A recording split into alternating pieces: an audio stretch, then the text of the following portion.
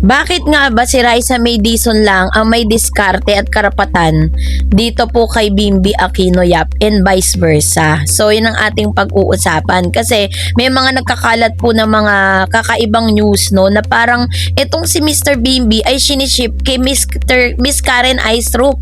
Oh my G. So yun ang ating pag-uusapan maya-maya lang. But before that, if you haven't subscribed yet to my YouTube channel, please don't forget to like, share, and subscribe at hit mo na rin ang notification bell for more showbiz updates. Eto na, let's talk about this one. Dahil meron pong isang Facebook post and ultimate maybe phenomenon, isang viral Facebook post at online discussion ang nag-iingay ngayon sa social media feeds ng mga Pinoy netting at Gen Z chismis analyst. Sa gitna kasi ng iba't ibang intriga, usap-usapan at online shipping sa noontime shows, may nag-iisang tanong na paulit-ulit na lumilitaw. Bakit ba si Bimby Aquino Yap lang ang may karapatan at bagay at tanging nakagagawa ng pambihirang galawan kay Raisa May Dizon? Ang dahilan kung bakit tinaguriang si Raisa May lang ang bagay kay Mr. Bimby. So sa madaling salita, ang kakaibang aura at level ni Raisa na si Bimby lang ang nakakatapat at nakakasabay ay hindi lang dahil sa kilig. Sa itong kultura ng masterpiece na pinagsama ang magkaibang mundo at ng masa, appeal at ni Raisa at ng sheltered yet protective konyo charm ni Bim. So meron po kasing 5 core reason bakit kay Bimby lang match at nagseset ng standard si Raisa May Dizon. Upang i-breakdown natin yung viral phenomenon na ito, narito ang 5 pangunahing dahilan kung bakit walang ibang pwedeng madiskarte o humawak sa karapatan sa presensya ni Raisa kundi si Bimby lang. The parallel childhood power dynamic. Hindi tulad ng ibang love team na pinagtagpo lang sila sa isang acting workshop o casting couch. Sina Raisa at Bim ay lumaki sa harap ng buong bansa. Pareho silang naging child star noong 2010, may Little Bossing era at walang makapapantay sa level ng familiarity at comfort nila sa isa't isa.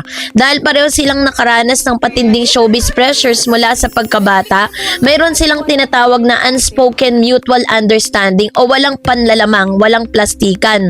And the ultimate aesthetic contrast, the opposite trope, the Gen Z dating lexicon, ang tambalang ito ay hemplo ng paboritong bookish anime troupe. Si Bimby naman ay matangkad at well-mannered, no?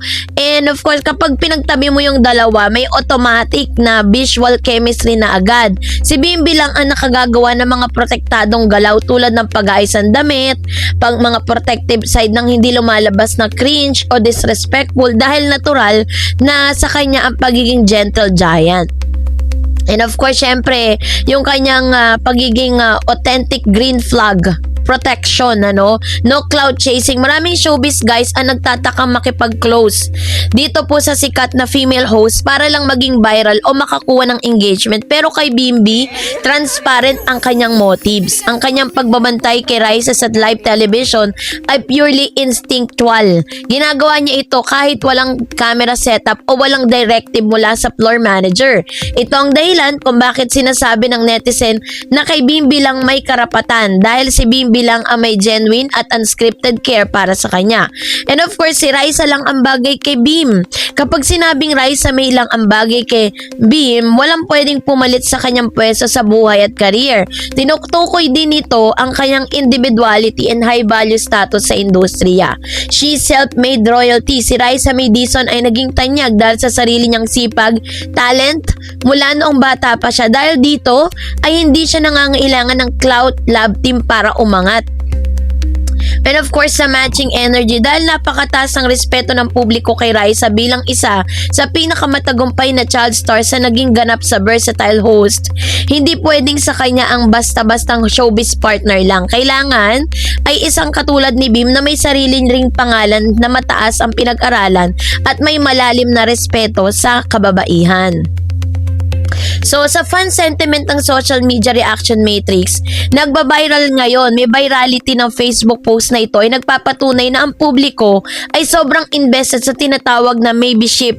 No? Ang dahilan kung bakit nag-viral ang mga isyong ito, no, na inuugnay kay Miss Karen Aistrup, sinasabi nila na may mga pa rin talaga, may mga bashers pa rin na lumalabas. Kahit gaano pala talaga kaganda at kapositibo yung nagiging outcome ng maybe love team sa ibang mga tao, meron pa rin talagang mga side na parang they are not really happy for Raisa and Beam. Kasi sinasabi nila dito na may mga comments po na parang sinasabing hindi raw bagay si Raisa kay Beam, hindi raw bagay si Beam ay si Raisa, si Bimbi kay Raisa. Kumbaga parang magkaiba talaga. Yun nga po yung isa sa mga nagpapatibay sa kanila at isa rin sa mga dahilan kung bakit po sila minahal ng tao, because of the opposite attract.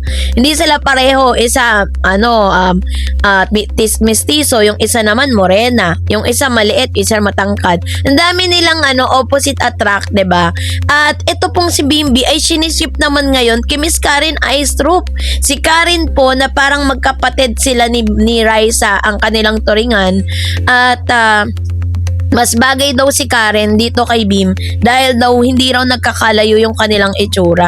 Kahit naman po ilang beses nating sabihin yan at hindi naman natin mapipigilan tong mga basher na to na parang i-partner si Beam kay Karen, 'di ba? Pero ang pinaka point lang dito is hindi mo naman kailangan na manliit or hindi mo naman kailangan na parang manghusga ng ibang tao na parang hindi bagay kasi nga magkaiba ng itsura, mas maganda daw si Karen kaysa kay Raisa, ganyan. Hindi mo kailangan na ibaba yung ibang tao para lang tumaas yung iba, 'di ba? Pwede naman po na parang yes, you can have the na heart dun po sa ibang i-ship mo si Beam sa iba, pero hindi mo kailangan ilaglag ito pong si Raisa May.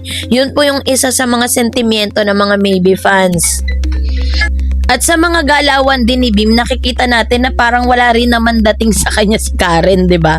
Na kahit na nandun si Karen, alam natin na we cannot discount the beauty of Karen Aistrup. Pero kakaiba pa rin talaga yung beauty. At yung pinagsamahan nitong si Raisa at si Beam ay hindi po matatawaran. Kaya naman ganun ka-intact yung kanilang friendship, yung kanilang samahan, 'di ba? Na kahit sino pa yung i-ship nyo kay Beam, si Bimbi po ay babalik at babalik pa rin kay Raisa May. Kasi hindi nyo pwedeng hindi nyo pwedeng i-ship yan kahit kanino dahil yan po ay nakatatak na sa tao. At the same time, nag-serve kasi sila ng isang napakagandang history For almost how many years ang inantay nila, meron silang waiting period bago po talagang maisakatuparan yung tinatawag na tamang panahon for them. Dahil even ang ilan sa mga showbiz na mga commentators, journalists, that even yung mga writers po, pag nakita nyo po at napanood nyo yung mga showbiz YouTubes, yung mga commentaries po nila, wala po silang ibang binabanggit kundi si Raisa at saka si Beam, na ngayon po parang sila yung pinaka Gen Z New Love Team of the Year. Parang ganon, 'di ba? Parang hindi pa man sila umaabot ng isang taon, pero ang dami ng mga fans international.